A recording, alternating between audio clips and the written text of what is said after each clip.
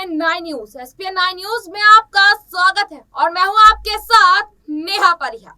जहां एक तरफ बिहार को लेकर चर्चा तेज हो रही थी, लोकसभा चुनाव की इस वक्त चर्चा भी चल रही थी, क्योंकि अभी अभी विधानसभा चुनाव का जो कह सकते हैं समय पूरा हुआ, फिर लोकसभा चुनाव का समय शुरू होने वाला है। लेकिन उससे पहले एक बड़ी जानकारी यहाँ पर सामने आई है।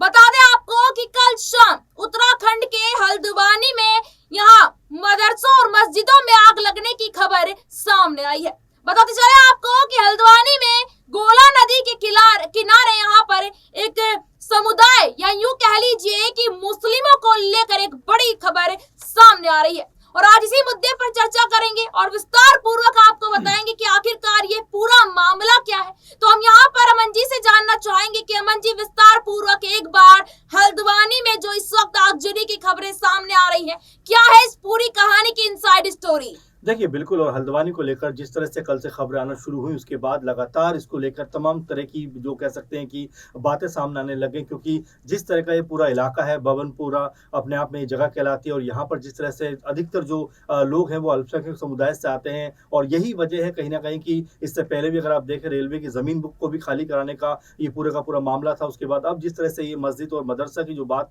सामने आई है कि अतिक्रमण के जरिए इसको बनाया गया, सरकारी ज़मीन पर इसको तैयार किया गया और इसको लेकर बाकायदा हाईकोर्ट से भी ऑर्डर्स थे और इसको तोड़ने के लिए जिस तरह से प्रशासन वहां पर पहुंचा। लेकिन क्या वाकई में ये सही टाइमिंग थी? क्या वाकई में ये सही तौर तरीका था? और क्या वाकई में लोगों को कम्युनिकेट करना भूल गए? और जिस तरह से ये पूरे का पूरा माहौल बना, उसके बाद एक के बाद एक कई तरह की ऐसी खबरें आई जिसने दिल दहला दिया। आपने देखा भी होगा, हमारे तमाम दर्शक विजुअल में भी देख रहे होंगे कि किस तरह से गाड़ियों को आग लगा दी जाती है, तमाम पुलिसकर्मियों की भी चोटें आती हैं, तमाम तरह से एक माहौल जो है वो बेहद डरावना खौफजदा हो जाता है, क्योंकि इस पूरे इलाके में अधिकतर जो लोग हैं वो मुस्लिम समुदाय से आते हैं। इसीलिए लगातार जिस तरह का माहौल बना, उसमें ऐसा लगा कि एक विशेष समुदाय जो है पूरी तरह से पुलिस के ऊपर हावी होता हुआ नजर आ रहा है। उसके बाद से लगातार यहाँ पर पत्थरबाजी की खबरें आती हैं, इसके अलावा जो कह सकते हैं पेट्रोल बम की भी लगातार यहाँ पर खबरें सामने आती हैं और जैसे दृश्य हमारे सामने आए हैं वो बताता है किस लेवल पे, किस भयानक स्तर पर ये जो पूरा का पूरा मामला है वो निकलकर सामने आया। आप देखिए कि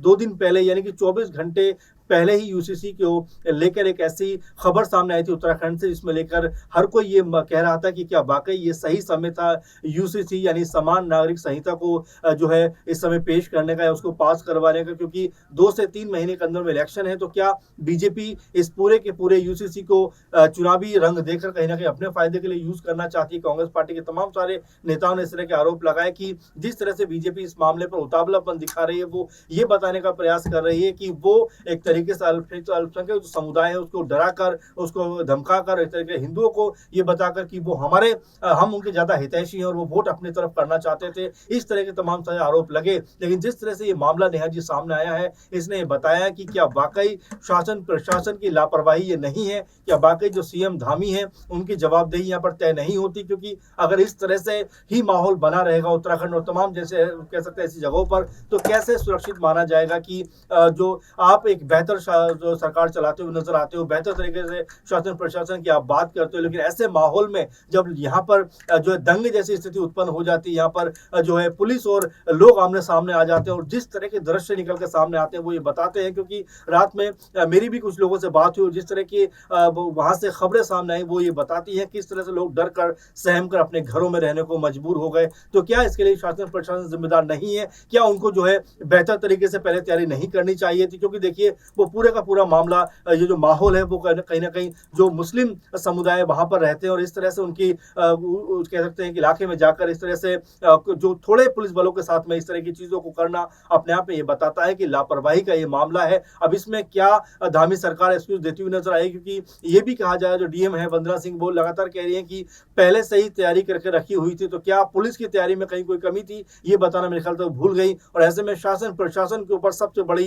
इस समय लापरवाही का मामला देखने को मिल रहा है। क्योंकि बड़े आराम से आप बच के निकलना चाहते हो, ये क्या कर कि उपद्रवियों ने ऐसा कुछ किया, लेकिन क्या आपके पास पुख्ता इंतजाम थे? क्या आप पुख्ता तैयारी के साथ उस जगह पर गए हुए थे? क्योंकि अगर ऐसे मामले होंगे तो आने वाले दिनों में यहाँ पर जो मुश्किलें हैं वो और बढ़ती हुई नजर आएंगी। आप देखें कि इस समय पूरे हल्द्वानी के अंदर धारा 144 लगी हुई है। एक तरीके से कहा जाए कि वहां पर पूरे इलाके को सील कर दिया गया है, सिर्फ चप्पे चप्पे पे सिक्योरिटी है और जिस तरह से ये पूरा माहौल है कहीं ना कहीं डर का वातावरण है, इंटरनेट को बंद कर दिया गया है और जो नेहा जी खबरें हैं कि कम से कम 5 से 6 लोगों की इसमें जान भी गई है। तो ऐसे में प्रशासन क्या कहना चाहेगा, क्योंकि प्रशासन ये कह रहा है कि ये सिर्फ उपद्रवियों का मामला है। देखिए, इसको बड़े स्केल पे देखना पड़ेगा, क्योंकि लगातार जो विपक्षी खेमे ये बात कहते हुए नजर आ रहे हैं कि क्या जरूरत थी यूसीसी के 24 घंटे के बाद तुरंत तोड़ने जाने की। अरे कुछ माहौल ठंडा होने देते, उसके बाद कहीं जाते। लेकिन क्या बीजेपी ये पॉलिटिकल माइलेज जो है वो लेना चाहती है, इसीलिए ये सब कार्रवाई करते हुए नजर आए। तो कई तरह के नेहा जी सवाल इसके ऊपर अब उठते हुए सामने आ रहे हैं, और ऐसे में धामी जो प्रशासन है उसके ऊपर भी सवाल उठ रहे हैं कि क्या वो स्थिति को कंट्रोल करने में नाकाम रहा। बिल्कुल, यहाँ पर बता दें आपको, यहाँ राजनीति स्टंट के बारे में बात करते नजर आए हेमंत जी। बिल्कुल, यहाँ पर बता दें आपको कि उत्तराखंड में पुष्कर सिंह धामी की सरकार है, ये यूं कह लीजिए भारतीय जनता पार्टी यहाँ पर पूर्ण बहुमत से जीतती नजर आई थी। हालांकि अब यहाँ पर सवाल भी उसी पार्टी के ऊपर उठ रहे हैं, क्योंकि लोकसभा चुनाव में ज्यादा वक्त नहीं बचा है। लोकसभा चुनाव को देखते हुए यहाँ पर ये चर्चा तेज हो गई है कि जब भी कोई चुनाव होता है किसी राज्य में यहाँ दंगे फसाद ना हो, ऐसा हो नहीं सकता। अमन जी, आपको नहीं लगता है कि यहाँ पर जो सीए वाला जो यहाँ पर प्रोटेस्ट चला था वो ही तस्वीरें अब दोबारा यहाँ पर देखने को मिल सकती है? जैसे कि यहाँ पर आपने देखा कि जब यहाँ कल या परसों देखा गया था कि एक कह सकते हैं लागू हुआ था यहाँ पर, उसी के तुरंत बाद यहाँ पर मदरसे और मस्जिदों पर तोड़ने के लिए चल दिए, जिसमें कि आपने डीएम का भी यहाँ पर जिक्र किया। उन्होंने खुद इस बात की जानकारी दी कि सरकार के पास यहाँ पुख्ता जो है इंतजाम नहीं किया गया था, सुरक्षा को लेकर कुछ भी इंतजाम नहीं था, और इस सारी चीजों का भुगतान यहाँ किसको झेलना पड़ता है? जनता को। जाहिर सी बात है, हर चीज का जो भुगतान होता है यहाँ जनता को झेलना पड़ता है। गोला नदी है जो उसके किनारे पे यहाँ पर कह सकते हैं, उसके आसपास जो रेलवे की जमीन है उस पर यहाँ 2 से 3 लाख जो मुस्लिम समुदाय है उन्होंने अपना एक यहाँ पर डेरा कह सकते हैं डाला हुआ है। और अचानक से आप किसी बस्ती में जाकर, यहाँ तो 2 से 3 लाख की बात हो रही है, लेकिन आप खुद सोचिए कि कॉलोनी के अंदर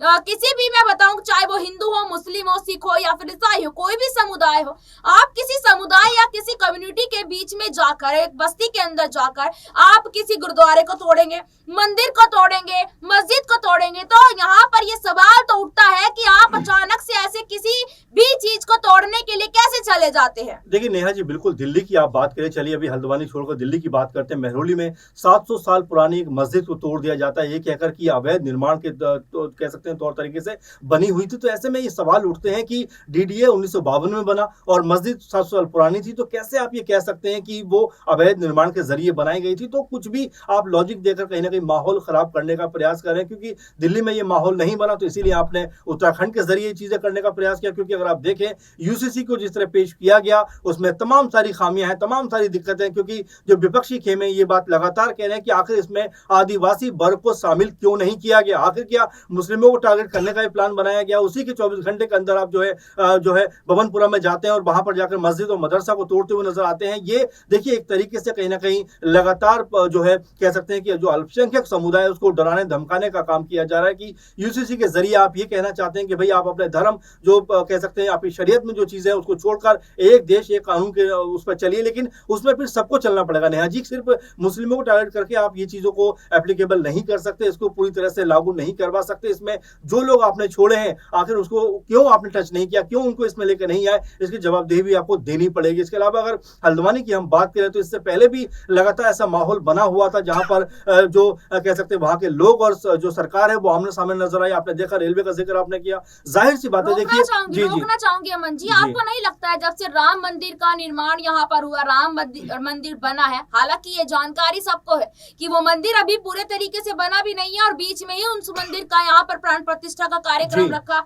उसके बाद से आपने मथुरा में भी देखा कि मस्जिद और यहाँ पर जो इस वक्त जो ये चल रहा है और भी तमाम राज्यों में यहाँ पर देखने को मिला है कि कहीं पर मस्जिदों को तोड़कर मंदिर बनवाए जा रहे हैं। आपको नहीं लगता? अभी दिल्ली का भी आपने जिक्र किया है, उससे पहले भी यहाँ पर देखा गया था कि कई जगहों पर ऐसा देखा गया है कि मस्जिद में से मंदिर के कुछ ऐसे सबूत मिले हैं जिसके तहत यहाँ पर ये कहा जा रहा है कि ये पहले पुराने समय में ये यहाँ पर मंदिर था। आपको नहीं लगता है कि भारतीय जनता पार्टी अब इन चीजों को और ज्यादा चढ़ा बढ़ा कर दिखाने लग गई है? जाहिर सी बात है नेहा जी, क्योंकि चुनाव बहुत करीब है और मुझे रात इंदौरी का एक शेर याद आता है। वो कहते हैं कि सरहद पे बहुत तनाव है क्या, पता तो करो चुनाव है क्या। तो देखिए चुनाव के महीने 2-3 महीने बाकी बचे हैं, 1-2 महीने का तो चुनाव होना है। तो ऐसे में बीजेपी पूरी ताकत के साथ में देखिए अपने आप को जो है जनता के बीच में लेकर तो जा रही है, लेकिन उसको डर है। आपने देखा कि यूपी में किस तरह से बीजेपी कह रही है कि 80 की 80 सीटें हम जीतेंगे, लेकिन वो जयंत चौधरी को अपने कब्जे में लेकर आती है कि भाई आप हमारे साथ आओ। आप जो है देखते हैं कि अपना दल को कहीं अपने साथ रखना चाहती है, ओपी राजभर को उन्होंने अपने साथ मिलाया। तो छोटे छोटे दलों को मिलाकर कहीं ना कहीं आप अपनी ताकत बताना चाहते हो, बढ़ाना चाहते हो। वहीं जब इंडिया गठबंधन बनाती है तो आप उसे दल नहीं बल्कि दलदल कहते हो। तो डर तो आपके अंदर भी है, ऐसा नहीं है कि आप बहुत कंफर्टेबल पोजीशन में हो और अपने बूते आप जो सीटें जीते हुए नजर आते हो, क्योंकि आप लगातार चाहे टीडीपी की बात करें, हम चाहे जो है जिस तरह से जयंत चौधरी की बात करें कि इन दलों के ऊपर भी आपके जो है निगाह बनी हुई है। साथ में ये भी आप कहते हैं कि हम अकेले चुनाव लड़ते हैं, बीजेपी अकेले दम पे 370 सीटें जीत सकती है। तो ऐसे तमाम सारे दावे, और साथ में आपने जिस तरह का जिक्र किया कि देखिए धार्मिक उन्माद फैलाना अपने आप में जो है बहुत ज्यादा खतरनाक हो सकता है देश के लिए। हमने देखा कि छोटे छोटे दंगे किस तरह से बड़े दंगों में तब्दील हो जाते हैं। आप देखिए मणिपुर में जिस तरह का घटनाक्रम देखा कि वहां पर कितनी मुश्किलात हुई। इसके अलावा हमने तमाम जगह पर दिल्ली की बात करें, एनआरसी को लेकर क्या क्या माहौल हमने नहीं देखा। तो क्या वैसा ही कुछ बीजेपी अब उत्तराखंड में करवाती हुई नजर आती है? क्योंकि सरकार आपकी है, आपको बताना पड़ेगा, आप विपक्षियों पर निशाना नहीं साध सकते, बल्कि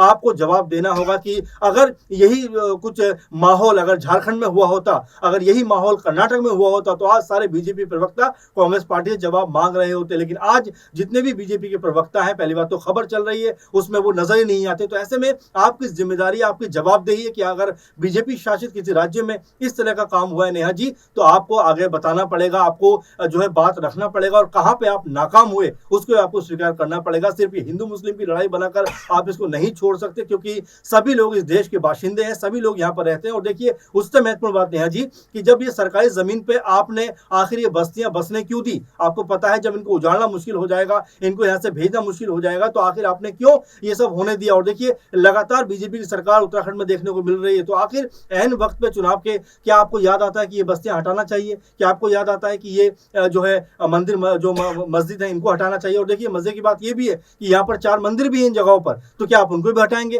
तो कई सारे ऐसे सवाल हैं जो लगातार अब पनपते हुए दिखाई पड़ रहे हैं, और कहीं ना कहीं जो लोगों का आक्रोश है नेहा जी वो उभर कर अब सामने आ रहा है। बिल्कुल आपको बता दें यहाँ पर कि उत्तराखंड के हल्द्वानी की अगर बात की जाए तो यहाँ पर भारतीय जनता पार्टी ने मिट्टी तेल छिड़क कर एक तिल्ली यहाँ पर सुलगा दी है। अब यहाँ भुगतान जो है वो किसको करना पड़ेगा ये हर कोई जानता है, जनता यहाँ पर भुगतान करती नजर आएगी। एक आखिरी सवाल और अमन जी से यहाँ पर लेना चाहेंगे कि अमन जी क्या यहाँ पर जो ये सब कुछ देखने को मिल रहा है, कल शाम से लगातार अपडेट सामने आ रही है, पुष्कर सिंह धामी इन सब चीजों को संभाल पाएंगे, या फिर लोकसभा चुनावों को देखते हुए यहाँ पर ये कहा जा सकता है कि उत्तराखंड से इस बार भारतीय जनता पार्टी को विदाई ले लेनी चाहिए? देखिए बिल्कुल नेहा जी, मैं इससे पहले थोड़ा सा आपको एग्जांपल बता दूं मध्य प्रदेश का। देखिए मध्य प्रदेश में हरदा में आप भी खबर कर रहे हैं, मैं भी खबर कर रहा हूँ, तमाम सारे दर्शक भी इस चीज को देख रहे होंगे। हरदा में कैसा विस्फोट होता है, चीख पुकार मचती है, 11-12 लोगों की जान चली जाती है, सैकड़ों अपाहिज हो जाते हैं, और कह सकते हैं कि परिवार के परिवार उजड़ जाते हैं। लेकिन आपने